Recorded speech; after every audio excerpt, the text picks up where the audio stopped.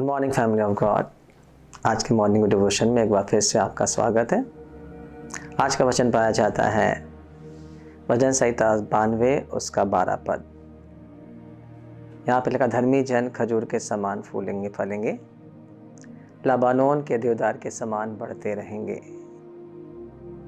खजूर के बारे में कहा जाता है कि खजूर का वृक्ष रेगिस्तान में भी फलवंत होता है।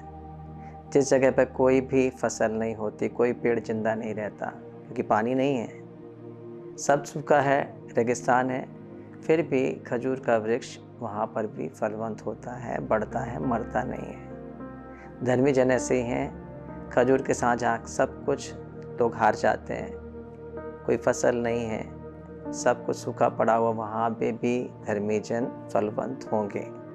जैसे अब्राहम और इसहाक, उस जगह पर जब अकाल पड़ा, सब लोग वापस भाग करके मिस्र को जा रहे हैं, और उसी जगह पर जहाँ पर कुछ भी फसल नहीं है, इसहाक और अब्राहम की संतान इसहाक फलवंत हो रहे हैं, क्योंकि वे धर्मी हैं। देवदार के बारे में क्या कहा जाता है? देवदार के वृक्ष के बारे में ये गुण है, विशेषता है, वो हमेशा बढ़ता रहता है। उसकी आयु लंबी होती, हजारों साल। उसका तना इतना मोटा होता है, इतना मोटा बढ़ते ही जाता है। उसके तने का सबसे ज़्यादा मोटा तना उसका देवदार का, और उससे जहाज बनाए जाते हैं। इतना ज़्यादा शक्तिशाली, ताकतवर, सामर्थ्य होता है। तो धर्मी जन भी देवदार के समान हमेशा बढ़ते बढ़ते बढ़ते बढ़ते बढ़ते जाएंगे। पर धर्मी है कौन? बाइबल धार्मिकता किसके बारे में कह रही है? पास्टर साहब, बाइबल तो कहती है कोई भी धर्मी नहीं है, एक भी धर्मी नहीं है, और हमारी धार्मिकता मैले चिथड़ों के समान है। हाँ, आप सब सही कह रहे हैं, हमारे काम मैले चिथड़ों के सामने समान है परमेश्वर के सामने। फिर इस वचन को लिखने की आवश्यकता क्यों पड़ी? परमेश्वर ने वचन बाइबल में दिया है क्यों, जब कोई धर्मी नहीं है? यहाँ तक बाइबल और आगे भी कहती है, नीति वचन को आप पढ़ेंगे, हमेशा दुष्टों के बारे में, धर्मियों के बारे में तुलना की गई। धर्मी की संतान आशीष पाएंगे, धर्मी के सिर पर हमेशा आशीष बनी रहती है, धर्मी जन सिंह के समान निडर होंगे। दाऊद तो यहाँ तक कहता है कि मैं बच्चा था, अब बूढ़ा हो गया हूँ, मैंने धर्मी की संतान को कभी भीख मांगते नहीं देखा। तो बाइबल में इतना ज़्यादा धार्मिकता के बारे में क्यों लिखा हुआ है, जब कोई भी धर्मी नहीं है, एक भी धर्मी नहीं है? बाइबल में लिखा है, रोमियो 3 अध्याय के 20 पद में, व्यवस्था के कामों से कोई भी प्राणी परमेश्वर के सामने धर्मी नहीं ठहर सकता। तो व्यवस्था क्यों दी गई जब कोई भी प्राणी धर्मी नहीं ठहर सकता? तस्वीर का एक रुख एक है कि जब हम देखते हैं अपने कामों को, अपने आचरण को, अपने स्वभाव को, तो हम कभी भी धर्मी नहीं ठहराए जा सकते, क्योंकि हमारे काम मैले चिथड़ों के समान है।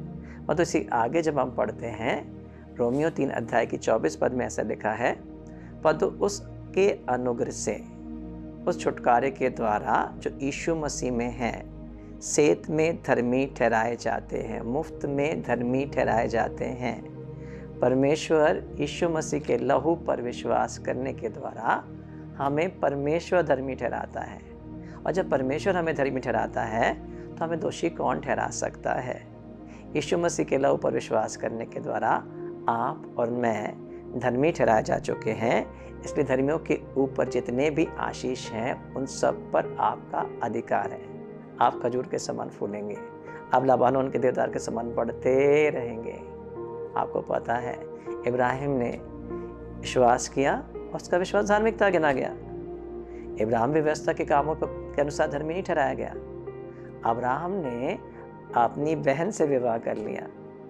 अब्राहम ने मिस्र के राजा के सामने झूठ बोला। उसने क्या बोला कि मेरी बहन है, पत्नी नहीं है, मेरी पत्नी नहीं है। सो अब्राहम भी कामों के द्वारा धर्मी नहीं था, परंतु परमेश्वर ने उसके विश्वास के कारण उसे धर्मी ठहराया।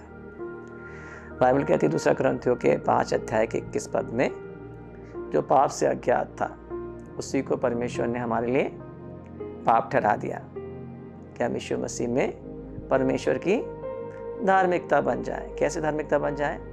जो पाप से, यीशु मसीह ने कुछ पाप किया था? क्या यीशु मसीह झूठ बोला था? क्या यीशु मसीह गाली सुनकर गाली देता था? क्या उसके मन में गलत विचार थे? जब यीशु मसीह के बारे में सोचते हैं तो उसमें कुछ भी पाप नहीं था। वो कुमारी मरियम के द्वारा पैदा हुआ, पाप के द्वारा पैदा नहीं हुआ। उसमें पाप था ही नहीं, तो धर्मी था। पाप की मजदूरी मृत्यु है, पर यीशु मसीह को मृत्यु क्यों मिली? जब उसमें पाप नहीं था, वो पाप से अज्ञात था, परंतु उसने हमारे सारे पाप को, शाप को, बीमारियों को अपने ऊपर ले लिया। धर्मी यीशु मसीह हमारे लिए पापी बन गए, और हम जो पापी थे यीशु मसीह की धार्मिकता के द्वारा धर्मी ठहराए गए हैं। ये परमेश्वर का नियम है, परमेश्वर ने इस बात को ठहराया है, ये हमने नहीं ठहराया है। परमेश्वर ने इस नियम को ठहराया कि हमारे बदले में धर्मी यीशु मसीह पाप बन जाए, और उसके आगे लिखा है ताकि हम परमेश्वर की धार्मिकता बन जाए। यीशु मसीह के लहू पर विश्वास करके, जैसे अब्राहम ने विश्वास किया परमेश्वर पर, परमेश्वर की धार्मिकता पर। जब आप यीशु मसीह के काम पर, यीशु मसीह के लहू पर, यीशु मसीह के क्रूस पर, यीशु मसीह के पुनरुत्थान पर विश्वास करते हैं, आप मुफ्त में, सेध में विश्वास के द्वारा धर्मी ठहराए जाते हैं। यदि आप धर्मी हैं, ये आशीष आपकी है। याद करिए, मैं तो पापी हूँ, मैं तो पाप करता रहता, मैं धर्मी नहीं हूँ, ये आशीष मेरे लिए नहीं है। आप यदि पापी हैं तो आपका मंजिल क्या है पता आपको? आप नरक जा रहे हैं, अनंत विनाश की ओर जा रहे हैं। या तो आप पापी हैं या धर्मी हैं, बीच की कोई जगह नहीं है।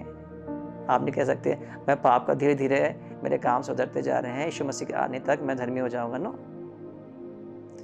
प्रभु यीशु मसीह पाप बने, आप धर्मी बने। पहले आप पापी थे, यीशु मसीह धर्मी थे, तो प्रभु यीशु मसीह पाप बन गए, आप धर्मी बन गए। यदि इस बात पर आप विश्वास करते हैं, आप स्वर्ग में जाएंगे, क्योंकि आपको यीशु मसीह की धार्मिकता मुफ्त में दी गई है। और सारी आशीषों पर आपका भी अधिकार है। आपके बच्चे, आपकी संतान आशीषित होंगे, सीधे लोग संतान आशीष पाएंगे। आपका वंश पृथ्वी पर प्रतापी होगा। धर्मी लोग की संतान बढ़ती जाएंगी, बढ़ती जाएंगी। परमेश्वर ने अब्राहम को विश्वास के कारण धर्मी ठहराया, आशीष दी, और उसका वंश सारी पृथ्वी पर फैल गया। यदि आप विश्वास करते हैं, ये प्रतिज्ञा, ये आशीष आपके लिए है। आप खजूर के समान बढ़ते रहेंगे, आप लबानोन के देर के समान बढ़ते रहेंगे, आप पुराने होने पर फलवंत रहेंगे, रस भरे और लहलाते रहेंगे, जिससे प्रकट करे यह हवा सच्चा है और उसमें कुटिलता कुछ भी नहीं है। God bless you.